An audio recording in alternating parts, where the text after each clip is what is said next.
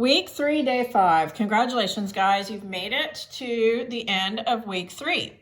So today we're going to find the missing dimension of a rectangular prism or cube. But before we go to that, let's check your answers to your practice problems from yesterday.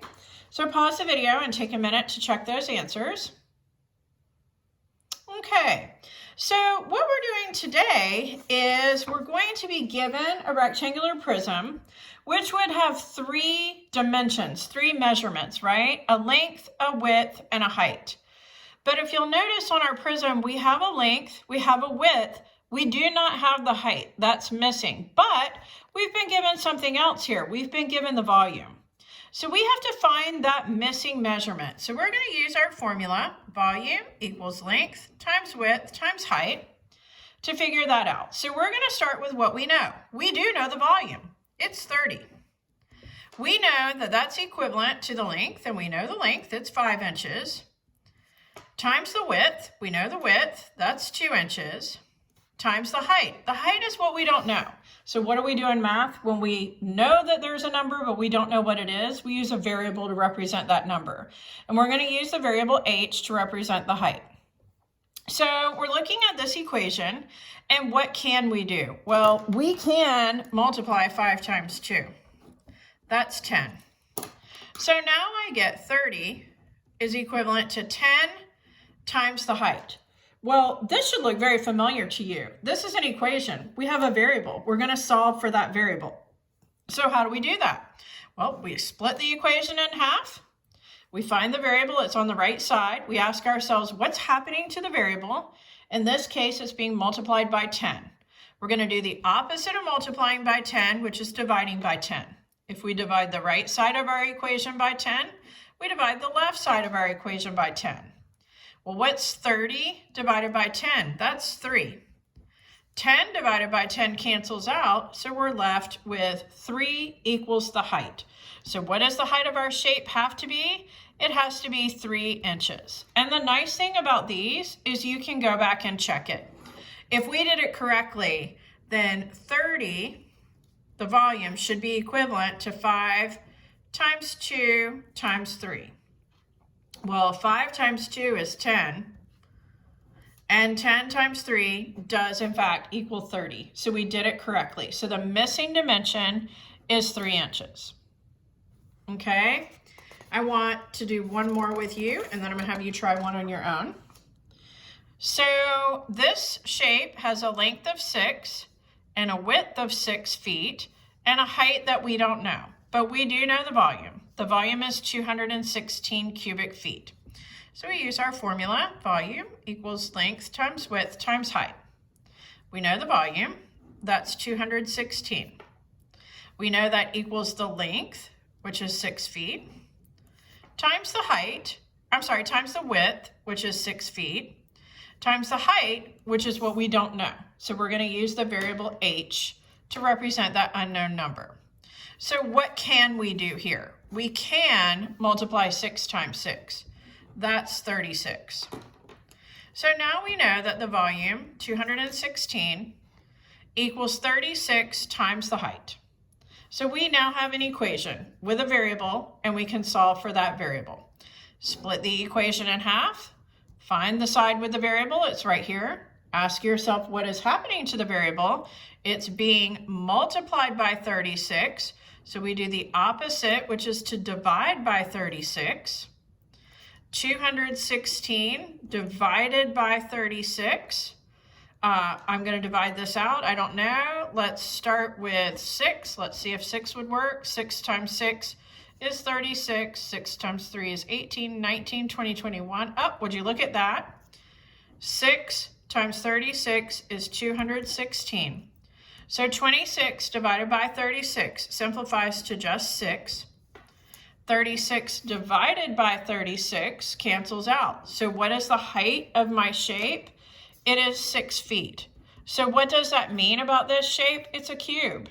It's a 6 by 6 by 6 cube.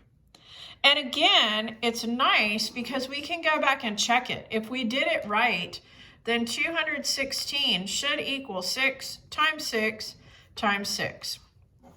All right, this is 36 times 6, and it does, in fact, equal 216. We did it correctly. All right, I'd like you to try this one on your own now, and then we'll check it. So pause the video, work this one out on your own, and when you have it, come back and we'll check your work. Okay, very good. Did you get 5 inches for the missing measurement? You should have. Let's look at how we get that. We know we're going to find it by multiplying length times width times height to get the volume. What do we know? We know the volume is 35 cubic inches. We know the length is 7 inches. We know the width is 1 inch. We don't know the height. We're going to use a variable for the height. What can we do? We can do this. 7 times 1 is 7. So now we know that 35 equals 7 times some height. Okay, find the variable. What's happening to the variable? It's being multiplied by 7. We want to do the opposite of that, which is to divide both sides by 7. 35 divided by 7 is 5. That simplifies to 5. These 7s cancel out, so the height has to be 5. And again, we can check it.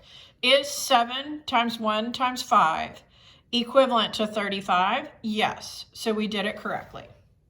So the practice problems that go with today's lesson are on the sheet that looks like this. What I would like you to do is pause this video and work these problems out. Again, you are not going to turn these in. You do not need to turn these in. I'm going to explain that in a minute. So pause it and work them out. And then when you've done that, come back and check your answers. Okay, welcome back. You should have completed this sheet now. So check your answers to this. Right here, pause it if you need to. Here are the answers. Okay, we have now completed all of week 3's work. And the way I'm going to check and see if you've been doing this and if you understand it is by giving you a mini assessment on Teams. So once you have completed day 2, day 3, day 4, and day 5, that work that I emailed to your parents, that is posted on my website, that is posted in Teams. When you've done all of it and checked it and you're comfortable with all of those assignments, you are going to go to Teams, just like you did on Monday. That was your assignment Monday. And you're going to find and take the volume mini assessment. That's what it's called.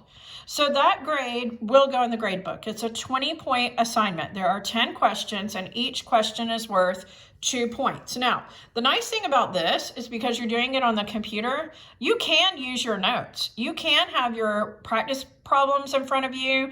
You can have the videos. You can stop it and look at a video again to be able to do it. So you should do well on this, but you need to go on Teams and take that mini assessment. If you have any questions about how to get on Teams or how to take the assessment or any problems or anything, email me and I'll walk you through it.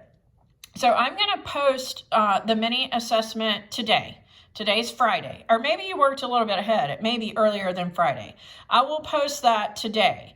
It is on our schedule for your job to do on Monday. So if you want to wait until Monday, that's fine.